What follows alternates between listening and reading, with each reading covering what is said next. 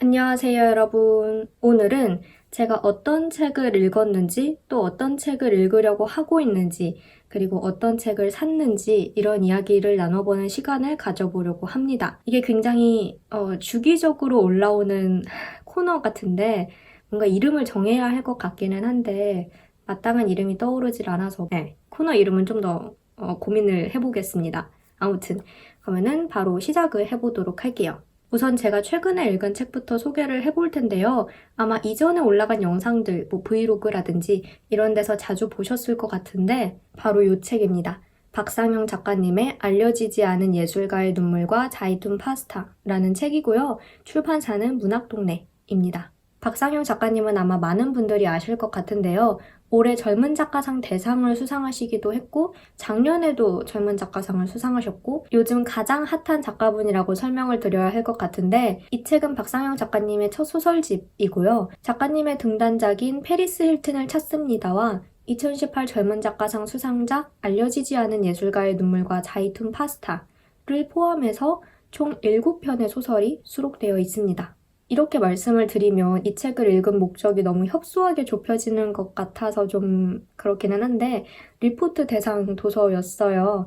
근데 예전부터 궁금했던 책이기는 하거든요. 제가 젊은 작가상 수상작품집, 그러니까 2018년 거를 읽기 전부터 이 책의 좀 특이한 제목과 이 감각적인 표지 때문에 눈길이 확 갔었는데 드디어 이번 기회에 과제 핑계를 대고 과제는 핑계일 뿐이었습니다.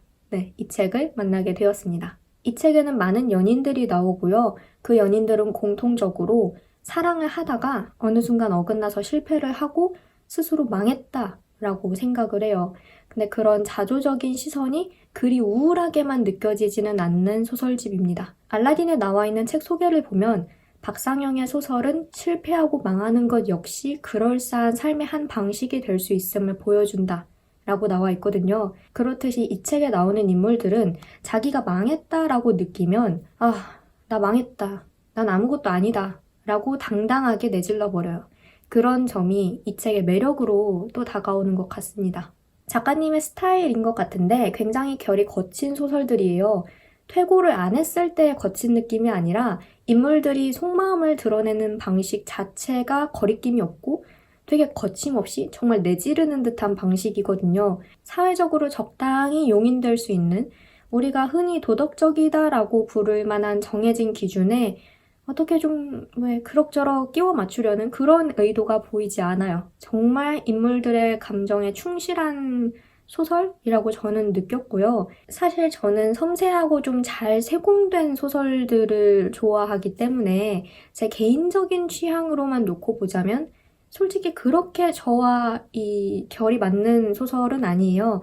그럼에도 불구하고 작가님의 이런 스타일과 서술 방식 자체가 굉장히 독특한 매력이라고 생각을 했고, 말씀드렸다시피 저는 제가 평소에 선호하는 소설들의 스타일과는 살짝 다른 좀 더 거친 느낌의 소설임에도 불구하고 한번 읽기 시작하면 단편 하나를 쫙 몰입해서 읽게 되더라고요. 그러니까 그냥 그 소설에 이렇게 쫙 빨려들었다가 훅 나오는 그런 느낌? 그게 분명 큰 장점이라고 저는 생각을 했습니다. 지금까지 보지 못한 새로운 퀴어 소설의 계보를 썼다라고 평을 받는 알려지지 않은 예술가의 눈물과 자이툰 파스타. 젊은 작가상 수상작품집에서 그 소설을 처음 읽었을 때 박상영이라는 이름 세 글자가 제 머릿속에 굉장히 강렬하게 각인이 됐었는데요. 이번 소설집, 이 책 역시 저와 스타일이 맞든 안 맞든 어쨌든 박상영이라는 이름은 이제 제 머릿속에서 결코 지울 수 없는 이름이 된 것 같습니다. 그 이름을 보게 되면 다시 한번 그 책에 주목하게 될 것 같기도 하고요. 아직 2019 젊은 작가상 수상작품집을 읽지 않았어요. 그래서 그 책에 수록된 이 작가님의 소설도 굉장히 기대가 됩니다. 제목부터가 굉장히 특이했거든요. 우럭 한 점의 맛인가? 우럭 한 점 우주의 맛인가? 아무튼 독특한 제목이고 또 한번 소설에 이렇게 쫙 몰입됐다가 나오는 그런 경험을 할 수 있기를 기대하고 있습니다. 그 다음으로는 제가 이제 읽으려고 당장 생각을 하고 있는 책을 보여드릴게요. 바로 이 책입니다. 정지돈 작가님의 내가 싸우듯이라는 책이고요. 출판사는 문학과 지성사입니다. 이 책도 리포트 대상 도서이기는 한데 네, 여러분 제가 리포트 대상 도서라고 해서 뭐 억지로 과제 때문에 읽고 있다라고 생각을 하시면 큰일 납니다. 곤란해요. 리포트가 아니었어도 어차피 다 읽을 책들이었고요. 제 전공이기 때문에 어쨌든 다 한 번쯤은 만나봐야 하는 그런 작품들이고 그런 작가님들이거든요, 진짜. 네. 아무튼 정지돈 작가님의 책은 제가 지금까지 한 번도 읽어본 적이 없어요. 지식조합형 소설이라는 표현답게 방대한 지식을 소설 속에 녹여내는 능력이 탁월한 작가님이라고 알고 있습니다. 소설 자체가 픽션과 논픽션을 경계 없이 오가기도 하고 또 교수님께서 수업 시간에 이 작가님을 여러 번 언급하셨거든요. 그래서 많이 기대가 되고 제가 지금까지 한국 소설에서 어떤 지식을 소설 속에 많이 녹여낸 그런 작품들을 그렇게까지 많이 만나보지는 못한 것 같아요.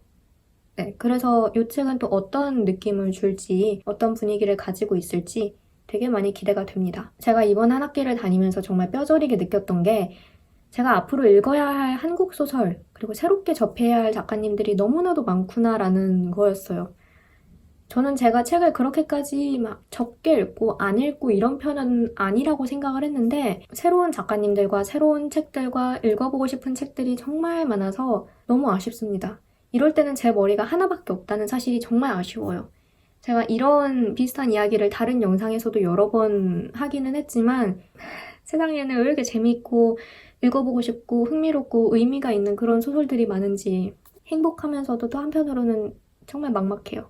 아무튼 정지돈 작가님은 또 어떤 글을 쓰시는 분일지 저도 새롭게 알아가는 그런 기회가 될 것 같습니다.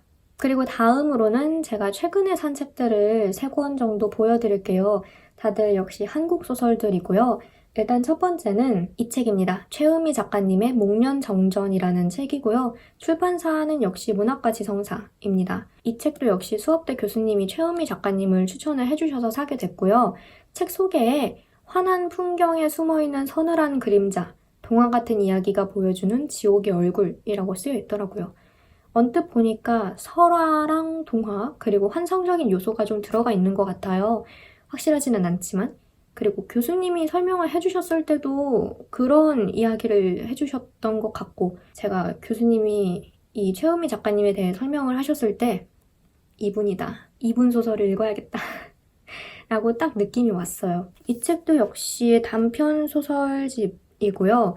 제가 최은미 작가님의 9번째 파도인가? 그 책이랑 이 책이랑 둘 중에 어떤 거를 먼저 살까 고민을 많이 했는데 그 9번째 파도 그 책은 장편 소설로 알고 있습니다. 근데 이 책은 단편 소설집이라서 제가 좀 더 호흡을 조절해가면서 읽을 수 있지 않을까 해서 이 책을 먼저 샀어요. 아마 과제를 다 끝내고 나서 제가 좀 더 자유의 몸이 되면 네, 그러면 가장 먼저 읽게 될 책이 아닌가 싶습니다. 그 한국적인 이미지를 많이 담고 있는 책이라고 들어서 또 정말 많이 기대가 돼요. 정말 많이 기대가 된다는 말을 도대체 이 영상에서 몇 번 하는 건지 모르겠는데 아무튼 네, 그렇습니다.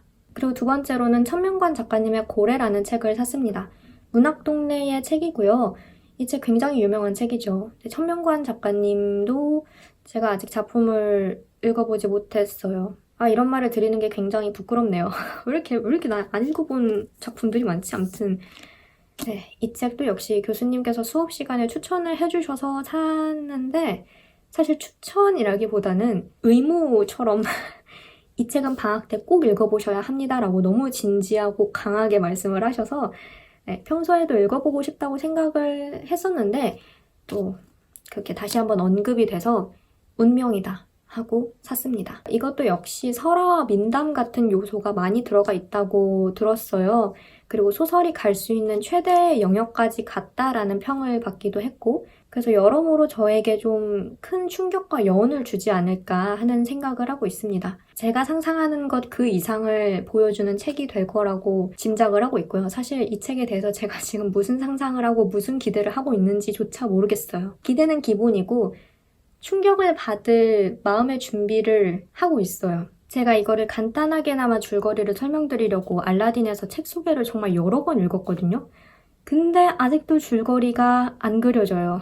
뭔가 벽돌 굽는 장인에 대한 이야기도 있다고 들었고 그 여성들의 인생에 관해서 다루고 있다고도 들었고 짐작할 수 없는 어떤 예상을 뛰어넘는 듯한 그런 소설인 것 같아서 이번 여름에 부지런히 읽으려고 생각을 하고 있고요. 부디 다음 학기에는 이 책을 다 읽어서 학교로 돌아가는 그런 뿌듯한 방학이 되기를 간절히 기원하고 있습니다. 네, 마지막으로는 이 책, 김백상 작가님의 애쇼의 손이라는 책을 샀습니다. 출판사는 허블이고요. 한국과학문학상 장편 대상 수상작이라고 쓰여 있었는데 전자두뇌가 일상화된 시대에 기억이 삭제된 사람들 그리고 타인의 기억을 지우는 사람들에 대한 이야기라고 하더라고요. 제가 SF 소설을 많이 읽는 편은 아니지만 그래도 이 책은 설정도 그렇고 애셔의 작품 그리는 손에서 영감을 얻은 섬세하고 지적인 미스터리 SF의 등장이라는 소개 문구도 그렇고 추리적인 요소도 많이 들어가 있다고 해서 네, 그래서 샀습니다. 책 소개가 정말 매력적이더라고요. 저는 책 읽을 때 책 소개를 정말 열심히 읽는데 네, 그렇기도 하고 표지도 굉장히 눈길을 확 사로잡는 그런 표지, 디자인이 잘 됐다고 저는 생각을 했습니다. 제가 다양한 장르의 한국 소설들을 많이 읽어봐야겠다라는 생각을 하고 있어요. 그런 필요성을 느끼고 있고 네, 한국 문학에서 다양한 장르와 다양한 이야기를 가진 소설들 그리고 여러 가지 새로운 도전을 하는 그런 소설들 많이 읽어야 할 것 같습니다. 그리고 이 책은 장르도 장르지만 이야기 자체가 굉장히 흥미롭기 때문에 그래서 살 수밖에 없었고요. 이 책도 빨리 읽어보고 리뷰를 남길 수 있으면 남기도록 하겠습니다. 네, 이렇게 해서 제가 최근에 읽은 책과 읽으려고 한 책과 산 책들 좀 보여드렸는데요. 요즘 보시다시피 거의 한국 문학 책들을 주로 읽고 있어요.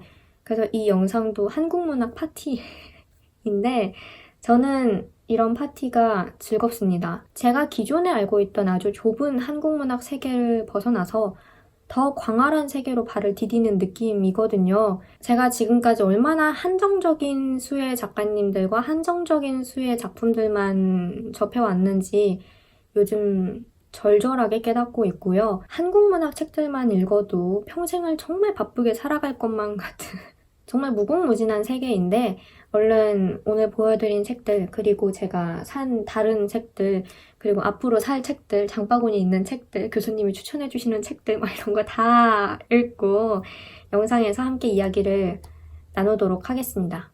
좀 더 분발을 하겠습니다. 네, 그럼 저는 여기서 이만 영상을 마치도록 하고요. 다음 영상으로 다시 찾아뵙도록 하겠습니다. 오늘도 영상 봐주셔서 정말 감사드리고 저는 다음 영상에서 봬요. 빠이.